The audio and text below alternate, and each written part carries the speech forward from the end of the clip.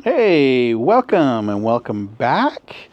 If you're new here, my name's Tiger, and this is the Tiger on Fire. I retired back in June 1st, 2024.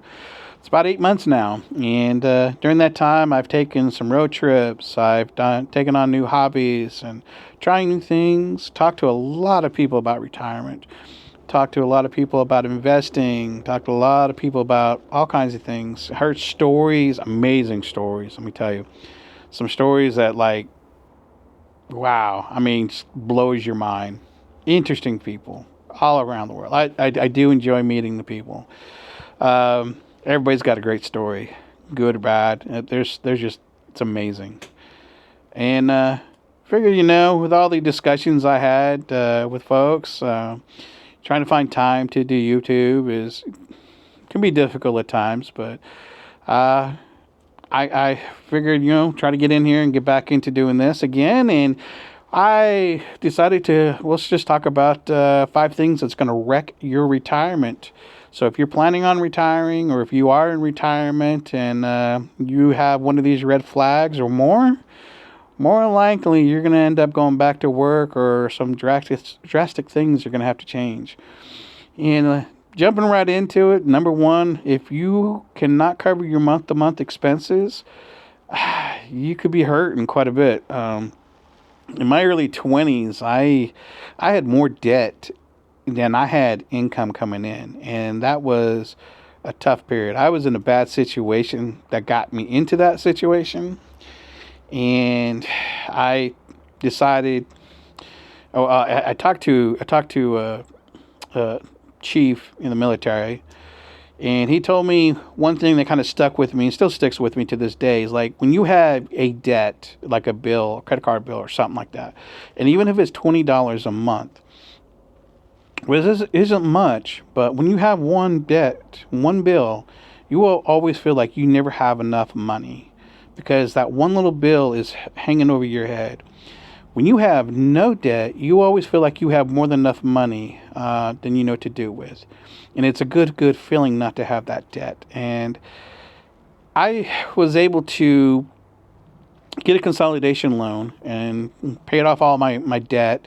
And then I took every penny that I could. I mean, I lived very frugal for about 6, 8 months. And I paid that debt off as fast as I could, was done with it, and I continued to live frugal for a while and save money. I had my own little budgeting system, and it was able to save a lot of money. I had more money than I knew what to do with at that time. So yeah, it's definitely difficult, and if you can't cover your expenses or they're getting close to what you got bringing in, maybe budgeting and going back 3 years to see what's reoccurring or what just to make sure that you're not missing something. I had to go back 3 years. I had a subscription that came around every 3 years and it was about $1,000. Uh, and I don't need it because I'm no longer working. It was a work expense to help me keep up on technology and smart in the business. And now I don't really need it because I'm no longer doing that type of work anymore, right? So that's something I could have cut, but I didn't need that just showing up one day and say, "Ooh, that kind of hurt." But go back 3 plus years, and figure out what is recurring, what's coming on your plate, and have a budget. Because if you're spending more on your budget, or you have a lot going out, it can be difficult to get back on track. You might have to cut things back. You might have to adjust things. So yeah, please budget. Make sure that you're living below your means. You don't have to be eating freaking noodles and stuff like that, but you just shouldn't be hemorrhaging money out to somebody else other than yourself. So number two kind of just segues into having too much debt, and a lot of people that I've talked to have told me that they will never be able to retire because they have too much debt. Debt is a horrible thing, and these things are all kind of one and the same, kind of. But I can't tell you the number of people that tell me they will never be able to retire because the debt, debt, debt, debt.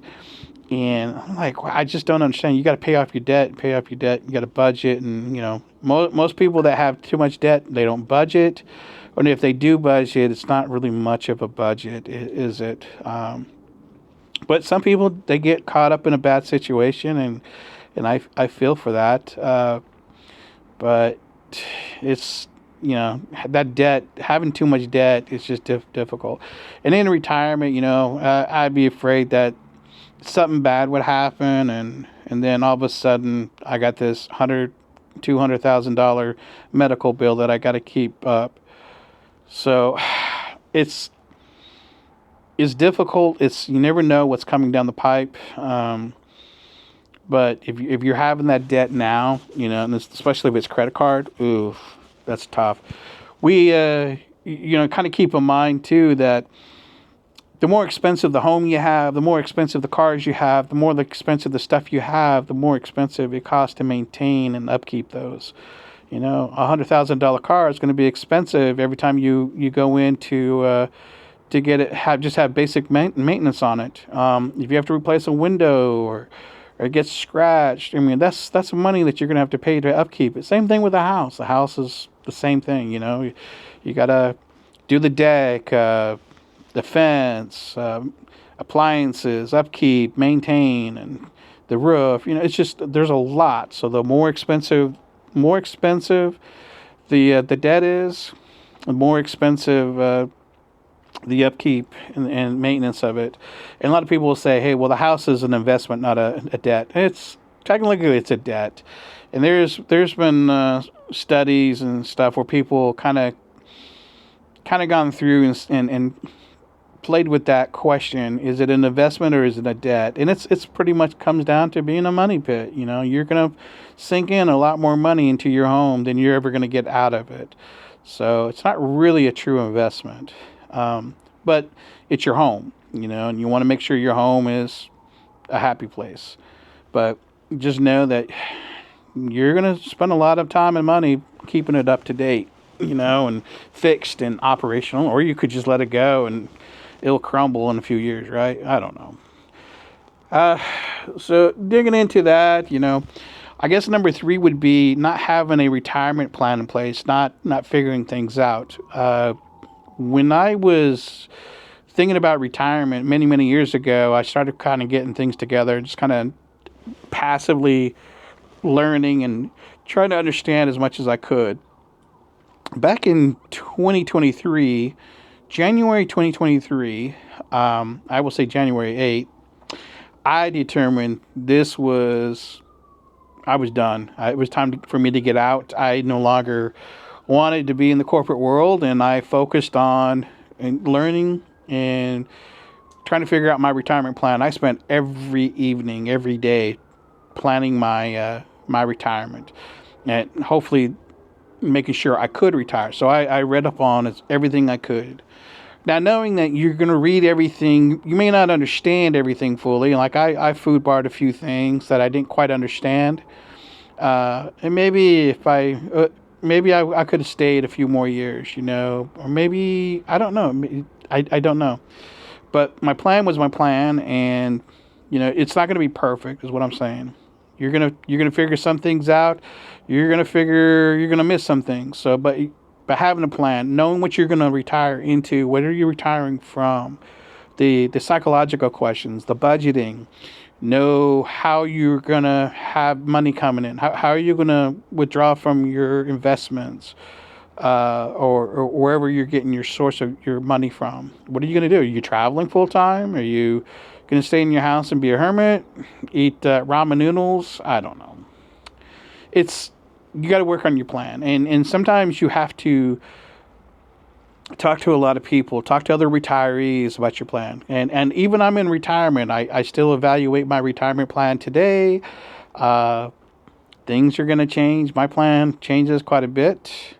Yeah, I wouldn't say quite a bit, but some of the things change quite a bit. But I just want to make sure that I am going in the right direction and not going back. People that don't have plans, they end up going back to a lot of work because they get bored. They don't know what they're retiring into. They didn't account for things, and that plan would have helped them kind of prepared, like a checklist. And there's so much to a retirement planning. It's just get you a big fat notebook, and just start writing everything in there. Listen to podcasts, articles, books, and audibles, and talk to retired people. I mean, your wealth of knowledge, talk to a CPA, talk to a lot of people, but save you a lot of heartache in the long run. But yeah, it's definitely interesting. Like I said, it's no plan is perfect, but no plan at all is going to wreck you. Definitely wreck you. Um, oh yeah. And then number 4, when we're talking about this planning and debt and not covering your monthly expenses, then you have these things that you don't account for. And a lot of people don't account for medical, vision, dental, insurance. Sometimes insurance goes up. Some places insurance go down. Your vision, like if for me to go get medical, to maintain the medical that I want, uh, when I retired, it was going to cost me over 2 grand a month. Over 2 grand a month just for health insurance on myself only.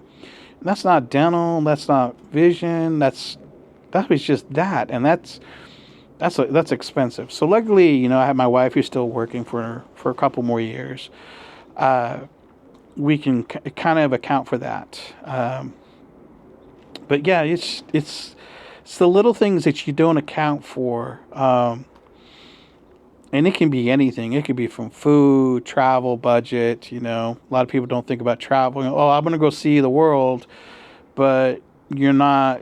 They don't count how expensive it can be. As far as gas, airplane tickets, and stuff like that. So yeah, it's definitely interesting. I have friends that they've retired. They're not traveling as much as they would like. I mean, they're spending like 90 days here, 90 days there. But it's not cheap. Definitely not cheap. But they come back and they recoup, and they spend a few months and then they take off again. So they do about 1 or 2 trips a year so far. But they spend the full amount of time that their visas allow in each of those countries, and they love every second of it. It's amazing. Um, but anyways, going into that, not accounting for things, know what is it that you're going to do and what you want to do, and try to account and talk to people, because you might be missing something, that might be difficult. And some things might be difficult, like the medical. No one's going to give you a straight answer, because no one really knows, because everybody's different. But anyways, number 5, just winging it. I know a few people that retired, and they're just kind of winging it.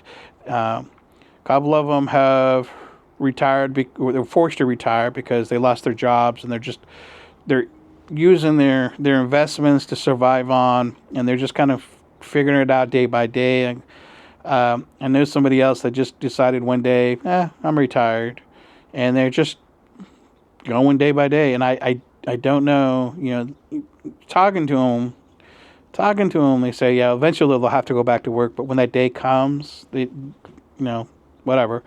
But I'd hate for anybody to be in that position. I don't want to be in that position where I have to go back and work for somebody, some corporation or something, because because I have to, and not because I want to. And yeah, just winging is not a good feeling, I guess. Not for me, anyhow. Winging it, you did no planning. You don't know what's coming down the pipe. There's a lot of people that are living in their cars day by day, and that's a struggle. I don't think I'd want for myself or my family. And I definitely wouldn't want it for anybody else. So yeah, try not to wing anything. I know situations force people into those positions, but if you can, definitely try to take advantage. I think it's really, really important to plan, have a retirement plan, save for investments, budget, Get rid of any debt you have. I have a credit card. It's a cashback reward, like 2% cashback reward. We pay on it pretty much every week. I have 2024. We paid zero interest on this card, and we've made a few $1,000s back. We use this card for everything, everything. So definitely we definitely get money for it, and we use that money for vacation times. It's free money. Well, you're getting money back, so it's definitely some kind of, might as well be free money if I'm paying for it, paying for stuff and getting something back. I guess, hey, vacation time. A few $1,000s is a few $1,000s more than I didn't have. So. But yeah, anyways, with that, I just figured I'd try to jump in there and throw this all out, and we'll do some more another time. And I hope you guys have a wonderful day, and I will see you guys next time. Later. Oh, like, subscribe, and give me some comments and tell me what I missed or didn't do. The yada yada. I love chatting back and forth with folks. Later.